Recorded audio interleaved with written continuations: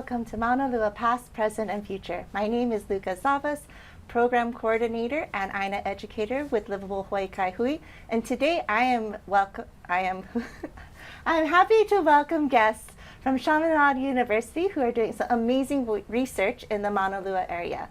Thank you guys so much for coming and joining me today. If you don't mind taking a couple seconds and just introducing yourselves to our audience. Aloha everyone, I'm Hina Iaone. I'm from Palolo Valley and I'm a senior at Chaminade University majoring in environmental science. Hi, I'm Kate. I'm from Indiana. I'm a Chaminade University student and I'm majoring in environmental studies. Yeah. Aloha, I'm Lupita Ruiz-Jones. I am Assistant Professor of Environmental Science at Chaminade University. And I actually was a student. I graduated from Chaminade in environmental studies, went off to go to grad school and do my postdoc at Stanford, and then came back to be the new assistant professor of environmental science. Oh, what a wonderful circle that you went through and coming back on your journey. So before we get into the meat of the research that you guys are doing, if you don't mind sharing a little bit of like how you guys got connected to Maunalua Fishpond Heritage Center. Yeah, so I would say it kind of started because of surfing. Oh, nice. Yeah, during my first semester, fall 2020, I was regularly going out to cliffs and started to meet some regulars. And one of the surfers there, who was always super friendly, we started talking and I told him what I was doing and he was like, oh, you should talk to my son, who was another regular surfer out there. Because he is the co-founder of Hui. So this is Austin Kino. And I started, talking to him about what he was doing. And that was when he put me in touch with Uncle Chris Kramer and eventually with Kai. And started to have students go out on their sailing canoe. Yeah, so that was the sailing canoe. And students got to experience sailing in front of the mountains there, having this vantage point that's very different from when you're on the water. And basically started to see through taking students there for service learning projects, where they were contributing to restoration at Kalauhaihai and at Kanawai. Started to see that there was kind of a need to understand what was going on in the water and to see what the water quality was like for these sites. I see. So thank you so much for sharing your relationship, and that's really cool that something like your pastime of surfing and things like that could set you on this journey to be able to have this awesome partnership and to be able to leverage the funding and the science and the staffing that you have at Chaminade University to give back to the community, especially the community that you are having fun in and enjoying, and kind of like giving back to the community that raised you from your undergrad journey and now into your professional journey. And so you guys are both students at Chaminade finishing off your bachelor's. If you don't mind sharing with me, a lot of folks go through school and they don't take on a research project and they don't do that extra mile or those extra bits on top of their already full schedule. So what got you guys into doing research with Lupita? For me, I actually got involved through a teacher's assistant position. And then that was my sophomore year, and I just fell in love with it. I fell in love with Maunalua Fishpond Heritage Center and what they do, and seeing all the progress that we make, and just meeting a bunch of new people and helping the community. Yeah, it felt really nice, and it still does. Even now, we're still making so much progress. It's really, really nice to see. Oh, so from teaching into research, that's awesome. And how did you get into research, Kate? I also TA'd for Lupita. Hina's kind of my senior year. She came before me, and then I learned partly from her. I learned from Lupita. I TA'd for the Marine Intro Science class, and they were doing research at Kanawai and Kalauhaihai, and they were doing water quality monitoring and monitoring fish. And that got me introduced to the whole project, and Lupita was like, I have an opportunity. I took that, so. Oh, so it's been very fruitful for you guys then to be able to not only do your studies, to be able to check off all those boxes, to be like, I am a Bachelor of Science, but, you know, have that research experience under your belt too. Yeah. So you guys been doing research with her for what, a year, 2 years now? This might be my second semester. Okay. I was TAing before that, but joining the research project was in the spring. Yeah. I want to say at least 3 semesters. Yeah, maybe 2 years now. Yeah. Yeah. I forgot college goes through semesters, not Oh, just yeah. years. Oh, so Yeah. that's awesome. And so, do you mind going a little bit about? I know you mentioned water quality testing and the, you know, learning about the fish, but what is the overall like question or the thing that's driving behind your research at Maunalua Fishpond Heritage Center? Yeah. So I would say something that I've learned a lot just from taking students there, different classes over the last several semesters, and then starting to work with Hina and Kate, is just the flow of water and the differences that we see between Klauhaiha'i and Kanawai. And then learning from Uncle Chris and from Kai, the long-term restoration goals for both sides, but especially for Klauhaiha'i and having the water return. And it seemed like a really great opportunity to get students doing field work, like learning how to collect data, learning how to then analyze the data, and create this like kind of long-term data set that the Heritage Center can then look at and see like, oh, like this is how it's been changing over the years. And now with restoration activities, like how might it change in the future? Mm-hmm. And so the specific things that we're really looking at are temperature, so spatial variation in temperature, looking at oxygen and pH, which help us understand some of the physiological activities going on, like photosynthesis and respiration, looking at conductivity or salinity. Mm-hmm. And that also can tell us how connected these sites are to the ocean. Okay. Ideally, they have lots of connection and water flow, but we see that Klauhaiha'i does not have much connection because the water flow has been cut off. I see. Even though it's right on the beach. Oh. Yeah, so those are the main variables that we're looking at, and Okay. kind of comparing these two sites that are very different when you look at them. So those sites are like right next to the ocean, you were saying, but they're not like connected anymore. Because Kai was telling us that it used to be like a local ia, which is like a fish pond, and you need that connection between the the fresh water, and the kai to be able to like produce the limu that the fish would eat. So you're saying like at this moment in time, that connection has been cut. It's been cut off, yeah. For Klauhaiha'i, the underground lava tube that was supplying the fresh water, basically got ruptured, and so you have this like stagnant pool of water. There's like very minimal input of fresh water, whereas at Kanawai, the lava tube is intact. Again, it's all underground. You don't see it. It's like this invisible flow of water, Mauka to Makai, and the spring is healthy. You can see that the water quality just visually, if you just look at it, you can see a big difference. Yeah, and then you can see that the connection to the larger Kanawai fish pond, and then to the ocean. Yeah. Oh, cool. Yeah. So you guys are collecting all these different data points and being able to put it into your machines or like through the power of people's brains to figure it out. Yeah. And so do you have any preliminary results that you don't mind sharing with us about what you guys been doing? Yeah, we actually do. Me and Kate presented at Hawaii Conservation Conference this summer. That's awesome. Yeah, and then we also presented at UH Hilo's LSAMP Symposium, so that was really great. Those are nice experiences. But for our poster was called Why Care About pH and Dissolved Oxygen When Reviving Degraded Fish Ponds.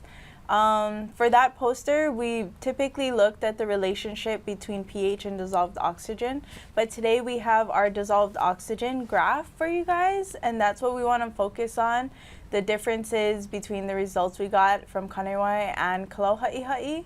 as you can see, Kaloha'iha'i does drop to hypoxic levels every night, whereas Kanewai stays between a healthy dissolved oxygen range throughout the whole time our logger was deployed. So, real quick, for those of Yes. us who don't speak science like that, hypoxic, what does that mean? Hypoxic typically means there's not enough oxygen in the water for any of the organisms, so they get really stressed out and they can die.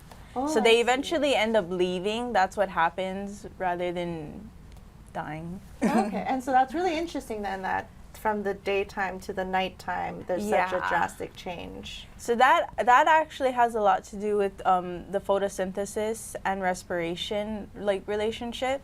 During respiration is always happening, whereas photosynthesis only happens during the day. Okay. So at night there's no oxygen being put into the water. I see, and so that oxygen is coming from like the plants. or Yeah, the things like- plants and the aquatic plants. Yeah. So it's kind of like hoping that they make enough oxygen during the daytime so that when nighttime happens, whatever else is living in there. Is there Yeah. anything else living in a Kaloha'iha'i? Kaloha'iha'i does have a lot of organisms. There's like tilapia and like guppies. Not a lot of native fish. There's a lot of invasive fish just because they can handle those kinds of like fluctuations. I see. Yeah. Unfortunately, they're Yeah. The They- invasives are really tough at handling Yeah. the stressful conditions. I see. And 'Cause- they can like gulp air. Did you Yeah. know that? Oh. We yeah, just saw them we doing it. just The learned tilapia that. can go to the top of the Yeah, water and it's gulp the nuts. air, and the other fish can't do that. Yeah. So that's one of the adaptations they have to survive the extreme low oxygen conditions at Kaloha'iha'i. I see. Kudos to them. I'm Yeah. so sad. And they're just like, oh, that's amazing. But at the same time, like you said, they're invasive. So it's like, oh, how sad. Yeah. That's true. And Oh. it's also like the flow of water too, because in Kanewai, it stays healthy because there's that flow, there's that input, output, and there's the tides coming in and out. Whereas Kaloha'iha'i is just stagnant.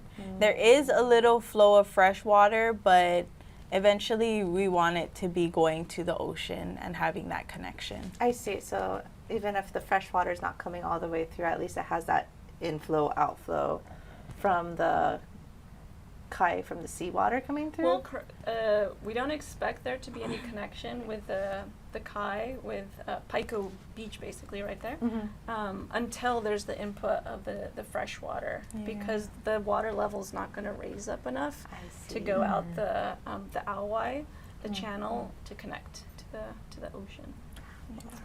Hopefully, you guys get the connection again. Yeah. Thanks. Yeah, exactly. Yeah. Are there any other results you wanted to share with us that you guys have found? Nothing too big, but we did just pull out our temperature loggers, and those graphs were really interesting because you could see that Kanewai does have like tidal influence, and you can see it in the graphs. It'll be like lumps, whereas Kaloha'iha'i is just like a straight. You can see the trend where it's increasing because the summer temperatures, but it doesn't have that tidal influx where you can see the tide coming in and then going out. Oh, that's so interesting. Okay. So you guys are deploying gizmos and gadgets, so like little sensors going out into the place. Yeah, little loggers. And Uncle Chris has been awesome about like helping us find good places, and if he ever notices that one comes out, he like puts it back in. Because we have lots of people come and help out with the restoration work. Oh, Yeah. and so you guys are logging kind of like before and then during restoration, and then hopefully like after and stuff like that too. The idea is to have like a whole what is that thing? Data set. Yeah. A long timeline. Yeah, you it's know, like timeline. a whole timeline of all the variables. Well, we don't have all the variables in the past, but hopefully in the future. And then so that we can present it if ever needed. And yeah. So cool. So that's what you guys are doing now. What are your guys' next steps for this research? So we actually have a couple different projects in mind, but as we just said, like sometimes we haven't had all the variables. So one of the new things we have is a new logger that has multi-sensors on it. And so we're gonna learn how to calibrate and deploy that and get some data from that, compare it to data we already have, and that goes into that we're gonna get really into data analysis, because just on our poster we had pH and dissolved oxygen, but we have obviously a lot of data. We have conductivity and water level and temperature, and it can go back up to 2 years. You know? I think our temperature data is like consecutive because we those are like the cheaper loggers, so we like take one out and put a new one in right away, as opposed to the other sensors that we have to take them to the lab and clean them and then redeploy them. So that data set is like continuous, like I feel like maybe for 2 years. Oh, that's Yeah. amazing. And it's every 10 minutes. All of our variables are every 10 minutes. Yes, a lot of data, you know. It's actually too much data for a person to like handle by themselves, maybe. So we're looking at all of us learning how to do some coding. You know, using a program that can actually handle months of 10-minute recordings, and see if we can make some more interesting, complex graphs out of all of this data that we have. Oh, so Yeah. cool. And we've been collaborating with some data science folks. Yeah. Do you want to share a little bit about collaboration with Anson? There's 2 other people who, well, there's one student and then one like teacher, He's worker. a data scientist at one Yeah. campus. Yeah. His name is Connor, and then Okay. there's also Anson. They're great. They help us out so much. Right. And this summer, Anson helped us with our graphs, and he honestly, he was supposed to give us some code, and we were supposed to like fill it in and stuff. But he really helped, and he made it for us. Yeah, it's hard. It was, but he helped teach us and like walk us through it, and that was good. So like now we have like a gist of it, but coding, I give them props. It can be very finicky sometimes. And I think it highlights that research really is collaborative. Like, Yes. Yeah. not all of us can do all of the parts, and so yeah. it's nice to bring people in that have different skill sets. Yeah, and then you can just grow your network and your resources, so that's great. Because there's only one of you guys. Yeah. So you guys have been giving so much back to this space, and so a lot of the words that I really love is like Pilina, and that's just like a relationship that you have through a place, not just one time going, but over going many times. And so it's not only you guys giving to this space, but the space also gives something back to you. So is there anything you want to share about how working in that area has impacted you? Anybody can start. I can go.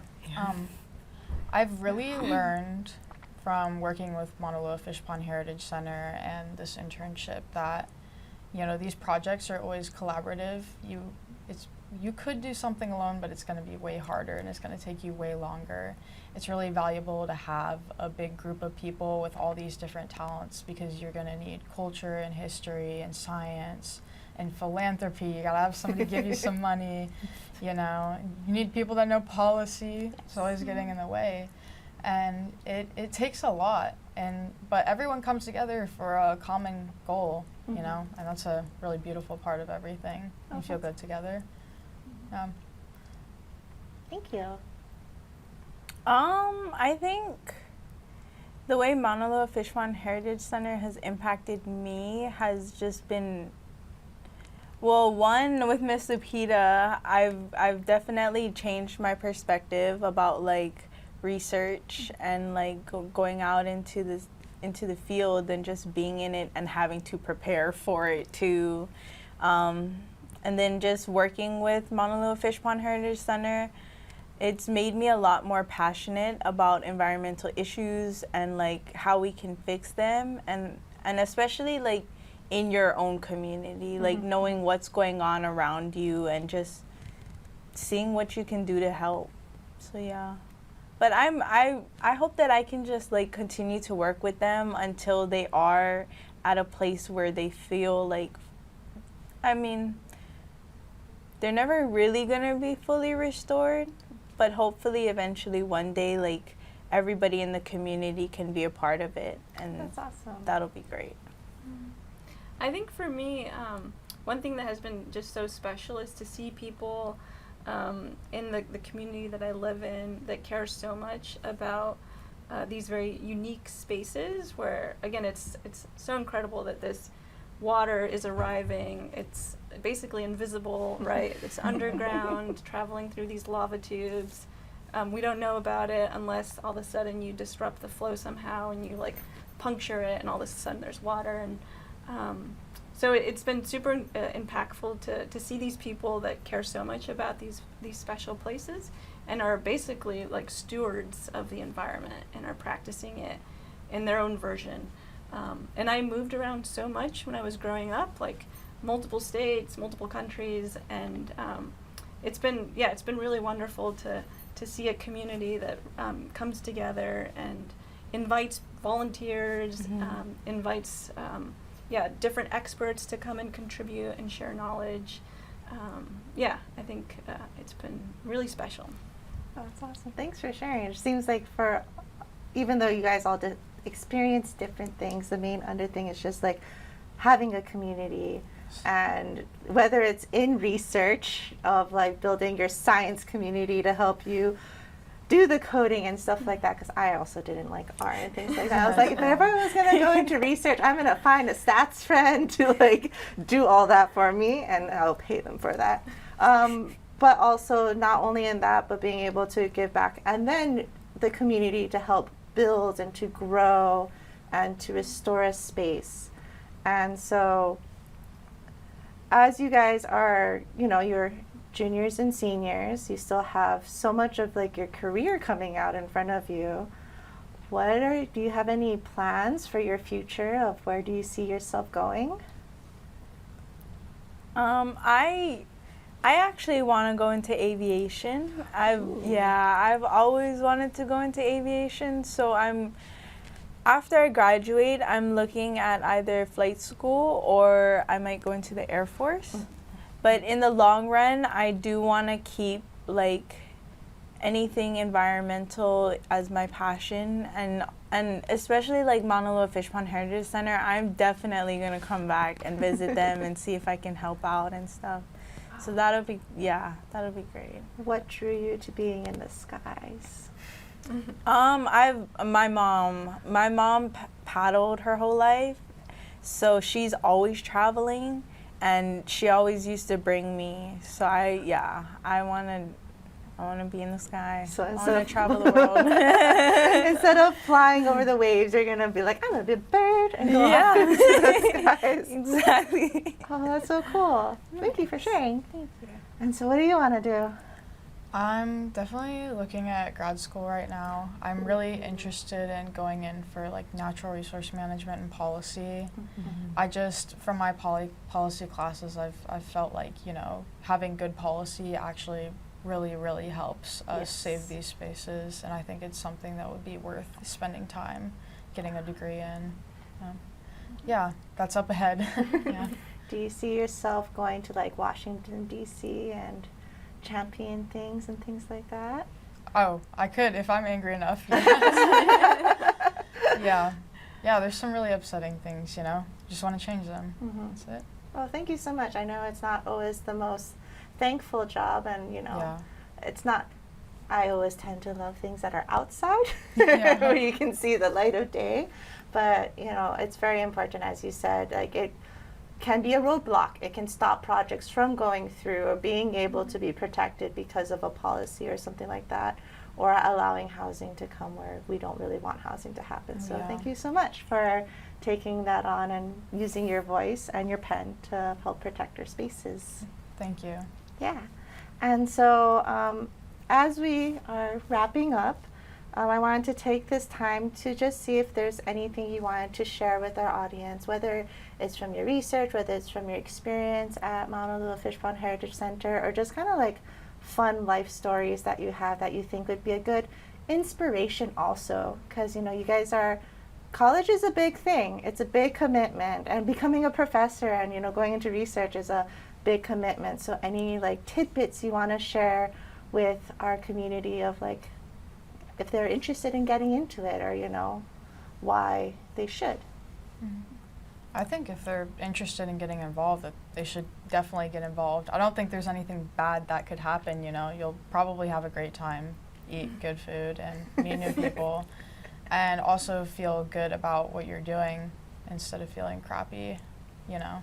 So it's a feel-good experience, and you will make a difference, for sure. Sure. I think I just gotta say get involved. Get involved and stay informed on what's going on in your community and everything that needs to be fixed. And yeah, and if you guys want to come to Maunalua Fishpond Heritage Center, you guys are more than welcome to. Just reach out to us. Yeah, we have work days every third Saturday of the month. I think. Oh, that's yes, so cool. every third Saturday. What are you guys doing? Just so that they know kind of what they're getting themselves into. Usually we're just cleaning up the area. Okay. Usually it'll be like yard work, or last time we're doing pohaku work. Oh, awesome. So we're building the wall. Well, we didn't specifically build the wall, but we like washed the rocks and prepared them. So yeah, it's simple stuff. But if like, don't feel pressured. If you do come, you can work at your own pace for sure. So yeah. Nice. Thank you. Yeah, and I think the last thing I would just share is that it's really impactful when people start to learn about what's in their backyard, right? These sites are surrounded by community, there are homes around them. So whenever you start to realize like what is in your own backyard and get involved, yeah. And then in terms of research, I think that a lot of times people have they feel intimidated by the term science or research. But if you think about yourself and you realize, like, I just like being in nature, or I like to look at nature and practice kilo and observe and ask questions about what I'm seeing, and then you start to realize that there are tools out there, other people are interested in it, and that's how often research projects start, is just you have a curiosity about what's going on around you. Awesome. Yeah. Thank you guys so much for coming and sharing about your research and yourselves and your future goals and everything. And I hope to see you guys out at Maunalua Fishpond Heritage Center sometime and get my hands dirty. And I wanted to say thank you to Mapuna Puna Ōlelo and Livable Hawaii Kai Hui for hosting Chaminade University and the researchers. And see you guys next time. Thank you. Thank you.